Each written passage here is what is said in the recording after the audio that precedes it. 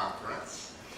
As mentioned, my focus is largely on the ethics and governance of emerging technologies very broadly, but it has been more and more about artificial intelligence over the last few years, particularly with these breakthroughs in machine learning, particularly deep learning. If you were to just listen to the techno-optimists, you would think that we are on a highway to heaven on earth. And the self-driving buses are speeding up at an exponential rate. On the other hand, if you just listen to the techno-pessimists, we're clearly going straight to hell in a handbasket.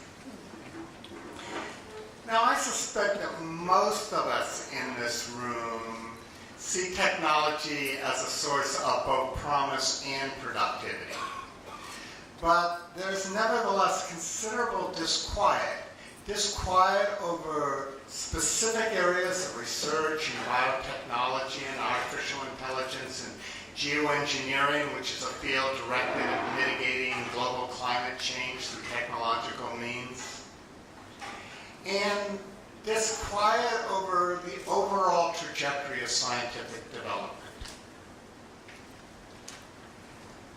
I'd like to speak a little bit to that disquiet, but as I'm doing so, I also want to note again, the name of this conference is AI for All. And increasingly, I find myself invited to conferences that have a similar tinge in their titles. So for example, the International Telecommunications Union, which is part of the UN in Geneva, they've had 2 succeeding conferences called AI for Good, and they're already planning a 3rd one. And I always feel that when I go to these conferences that want to put an emphasis on making the rewards, the benefits of artificial intelligence available to everyone, there's a degree of poignancy in that aspiration, and perhaps underscoring a degree of concern whether that's actually what's happening. Whether the advances of artificial intelligence are truly going to improve the lot of humanity at large, or whether those advantages are going to a select few. Now, most of us in this room may be actually among those select few. I live a very privileged life. But it's also clear that one of the things that's happening with artificial intelligence and advances in digital technologies more broadly is that the rewards are going to a small segment of the society, particularly those of us who own stock. And of course, the stock is largely owned by a small percentage of people. So there is that as one concern. Are we in fact creating a world where all the benefits, all the productivity goes to just a small percentage of us, and this concern about making it available to all is kind of coming after the fact, or is an attempt to diffuse some of the ways in which technology is actually contributing to inequalities, is actually contributing to a distribution crisis where some receive the rewards, but not all. And a serious concern is the simple fact that the large digital companies, the Apples, the Googles, and their owners who receive most of the rewards from these technologies, they are also going to be the AI oligopoly.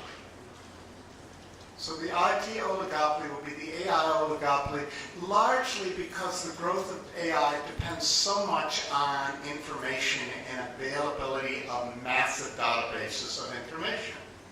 And it's the Facebooks, it's the Googles that have the greatest amount of information and the resources to buy up other companies who may have sources of information that they do not have right now. So this is one concern. Will artificial intelligence truly be beneficial for all of humanity? or will it contribute to increasing inequalities? Will it be a technology whose benefits are reaped by those of us who live privileged lives, or are we going to truly find means to make those benefits available to all? Now, a mantra I hear over and over again is how AI is going to improve healthcare. I'm among those who believe that's true. That already research in database analysis is in some cases coming up with better diagnoses than some of the best physicians. That research with massive amounts of data on, for example, lung cancer is helping direct researchers toward new relationships, toward new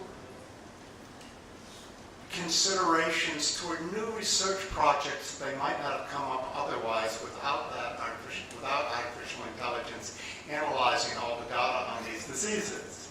And I also happen to be a believer in what's sometimes referred to as precision medicine, that we are moving in the direction that medical care will be more specifically focused upon our individual biologies, biochemistry, lifestyles, and not so much on the attempt to create one pill that will serve the needs of all. So these are great benefits, but I also hear the repetition of AI for improving healthcare as almost a mantra that comes up constantly. It's like it's being drilled into us how much AI is going to improve healthcare. And each time I hear it, I get a little concerned about whether it's masking some of the broader challenges that we need to attend to. Now, there are two broad challenges that get quite a bit of attention now. One is technological unemployment. That was John Maynard Keynes' term for the long-standing Luddite fear that each new technology would rob more jobs than it creates. That fear has been with us for 200 years, each time a new technology came along. And John Maynard Keynes actually coined this term way back in 1930. But no technology to date has actually robbed more jobs than it has created. At least over the long term, all technologies seem to create more jobs. And yet, some of us, and I'm among those, feel that it is different this time. It is different this time because it's not just automation, but it's automation being combined together with the cognitive capabilities of artificial intelligence. And that even in the long run, if we see a growth in jobs, those jobs are largely going to be jobs for the most educated among us. So if you have youngsters, make sure they get the kind of training that they will be able to get some of the jobs that are likely to be out there in 20 or 30 years. But between here and there, we're likely to see major periods of disruption when various jobs disappear. An example of one of the jobs that I often refer to is long-distance truck driving. I do not know the figures for long-distance truck drivers in India, but in many countries of the world, this is actually one of the #1 jobs. In America, we have 1.7 million long-haul truck drivers, and it is the largest job in many of the states within the U.S., particularly the smaller states in the central parts of the country. But I imagine, well, before I get to the imagination, let me outline the situation we're dealing with a little bit. You may have noticed that for all the talk about self-driving cars, we don't see them on city streets yet. Self-driving cars aren't really ready for prime time yet. There's some actual practical problems that have not been solved, and it's not absolutely clear whether they are going to be solved or how quickly they're going to be solved. That said, that does not mean you can't have self-driving cars on highways.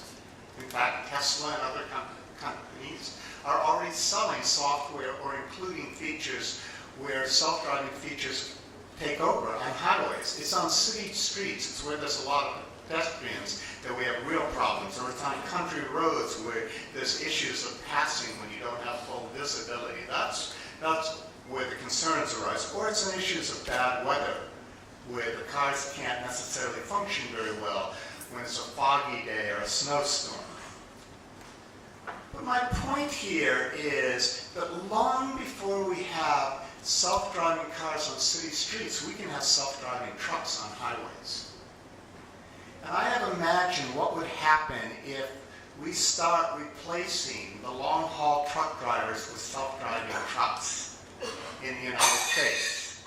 If we did that over a period of 10 years, over a period of a decade, which is not just replacing the old trucks, but perhaps upgrading some of the older trucks with self-driving technology, we would be putting 14,000 truck drivers out of work every single month. That means we would have to be creating 14,000 jobs appropriate for truck drivers, in addition to the jobs we need to be creating for the new young people entering the workforce, and for other tasks in which jobs are being automated. So this all leads me to believe that we are going to see a disruptive period as far as technology eliminating jobs, and that could lead to social instability. In America, a lot of people have guns. It's one of the banes of our society. And I imagine that the long-haul truck drivers, if they get really frustrated, they may just take their semi-trucks, string them across interstate highways, and sit in their cabs with their M16s in their hand and say to the government, "Bring it on." Now, you may not have that particular challenge in India, but it's just a way of illustrating that the technologies we are developing now are going to be socially disruptive. And if we're going to be robbing large numbers of jobs, that's not necessarily an AI problem. It's going to be hard to stop the implementations of new technologies if they increase productivity. There'll be all kinds of pressures to go toward those increases in productivity. But if those increases in productivity come at the expense of a significant portion of the population, then how are we going to distribute goods and services to that percentage of the population? I'm just using automation here as an example of one of the societal challenges that you hear a bit about. Perhaps it won't come as dramatically as I'm illustrating it right now. But it is a challenge if the development of these technologies, regardless of the benefits they bring, also are accompanied by disruptive impacts on our society. The other one you hear a great deal about, and a lot of science fiction around, and Samir has even referred to it, is whether we will be developing superintelligences that exceed human capabilities in all respect. I happen to be a friendly skeptic as far as the advent of superintelligence, of artificial general intelligence. I'm friendly to the can-do engineering spirit that some remarkable things lie in our future.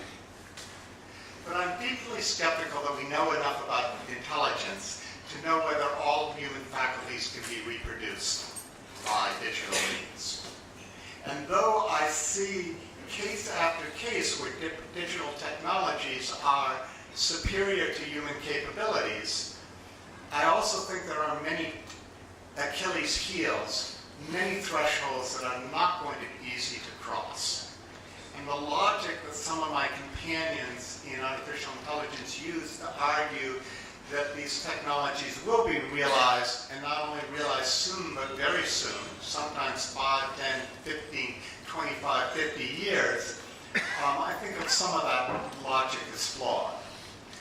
Largely because there's a paradox in the way artificial intelligence, biotechnologies, and other emerging fields are progressing. paradox is, on one level, they are moving very rapidly. We've seen all kinds of innovations. On the other level, they are moving quite slowly because the scientific revelation after revelation is showing us that there's greater complexity to the genome and its expression. There's greater complexity to human intelligence and its capabilities than we had fully understood. And therefore simply reproducing human capabilities is not going to be such an easy thing to do in all respects.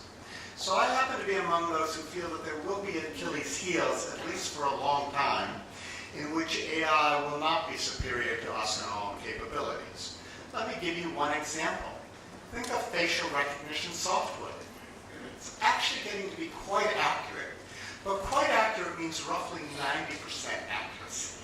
That's not fully accurate, but that's satisfactory for some law enforcement agencies and other security bureaus. That's satisfactory for certain forms of identification of people in practical circumstances.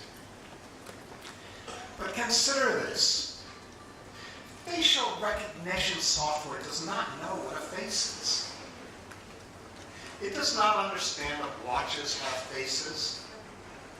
It does not understand that mountains have faces. It does not understand that there might have been a face once upon a time that launched 1,000 ships. Facial recognition software is engaged in a process of matching digital points in photography against each other and seeing how many of those features match.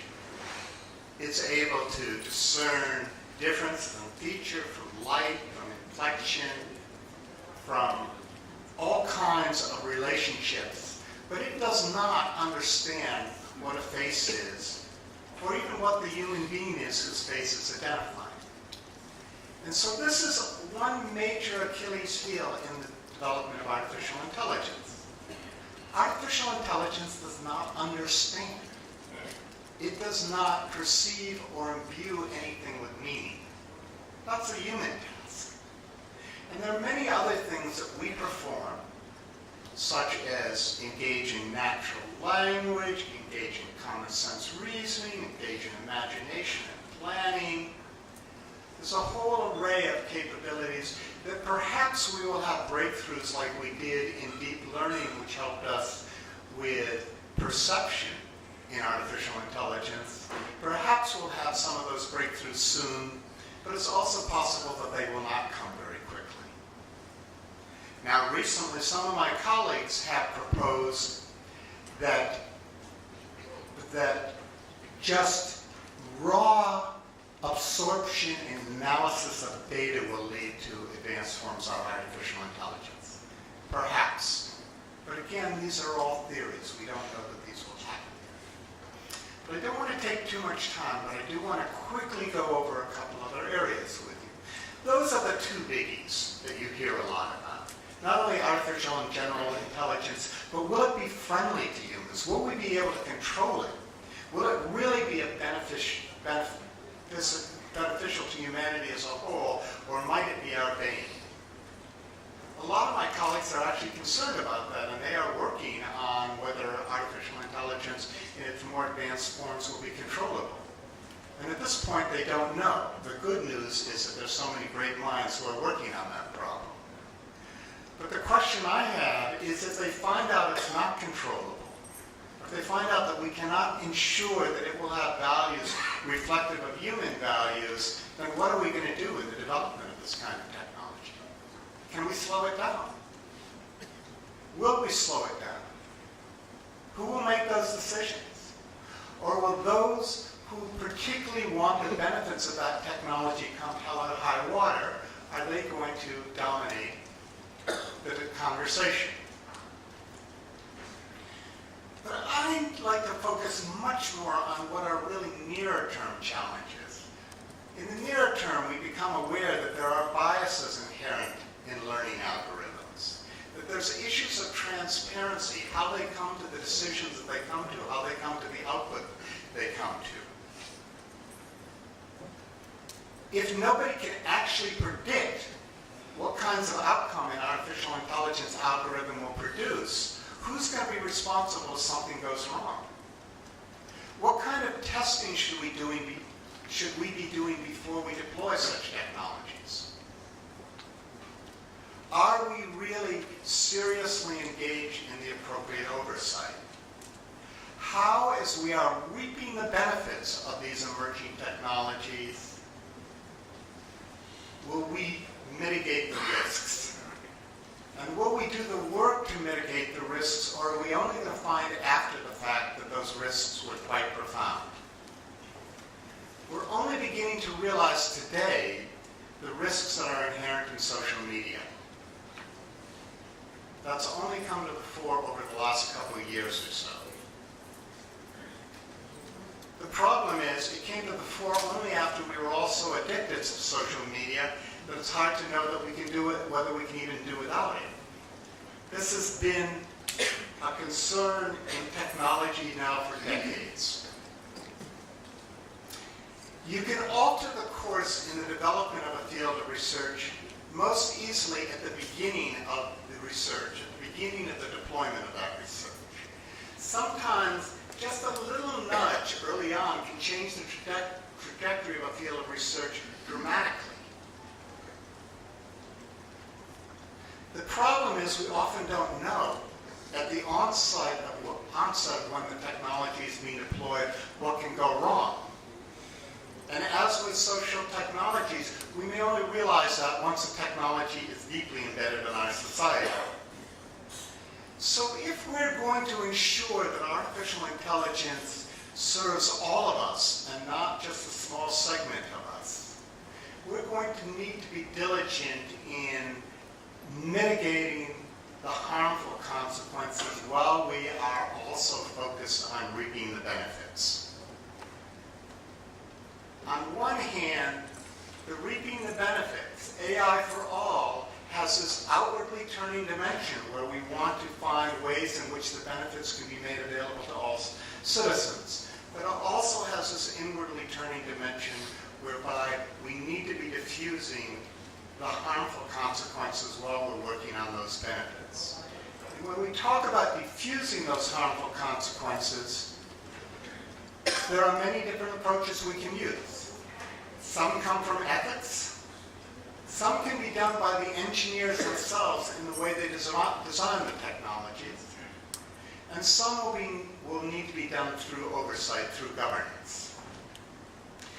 Now, I'm not going to speak too much longer right now because I think we need to move on.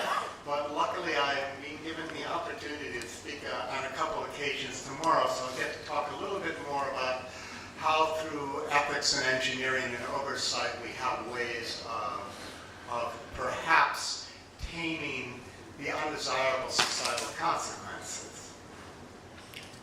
But let me finish with a metaphor or two that I often use. The first one, again, is self-driving cars. I think they give us a profound metaphor for what we're dealing with. And that is that technology is moving into the driver's seat as a primary determinant of humanity's future. Another way of putting this is technology has become a geopolitical player. Your children's future is going to be determined by what becomes technologically feasible or possible, or are we going to engage in an active process of shaping our future and shaping our children's future? How can we do that when we don't even know what some of the technologies will be, how they will converge together, and what their impact will be? We're going to at least need to begin to put some values in place or reinforce some fundamental values. Among those would be that there should be a responsible human being for anything that can go wrong with the technology. If we dilute that value, then we open the door for the deployment of all kinds of technologies that no one will take responsibility for. that is really not a road that we as a society should want to go down. So we're going to need some form of values and governance structure in place to make sure that there are humans responsible for the technologies being deployed. The tipping point of the iceberg for this phenomenon is lethal autonomous weapons. And there have been discussions going on in the UN in Geneva for the last 5 years, most recently led by Amitabh Singh Gill, who also facilitated this conference a little bit, but was not able to be here in the last minute, over whether or not we need an international treaty and what kind of international treaty we could put in place to limit the deployment of lethal autonomous weapons. But the underlying principle that has come to the fore has been meaningful human control. Can we put in place meaningful human control for artificial intelligence? And if so, how? So that's the third area that has been of great concern to me. What kind of governance structures do we need to put in place, and what kinds of governance structures can be agile and comprehensive enough when you talk about a technology like artificial intelligence that is going to touch upon every facet of modern life? AI is more similar to electricity than it is to sector-specific technologies like automobiles. So it's going to need a broad form of comprehensive oversight and monitoring so that we can be sure that we are attending to all the concerns that arise, flagging gaps, and searching for new mechanisms to address those gaps. And in that regard, that's been the latest project that I've been focusing on, which is trying to convene a global congress for the agile and comprehensive governance of AI.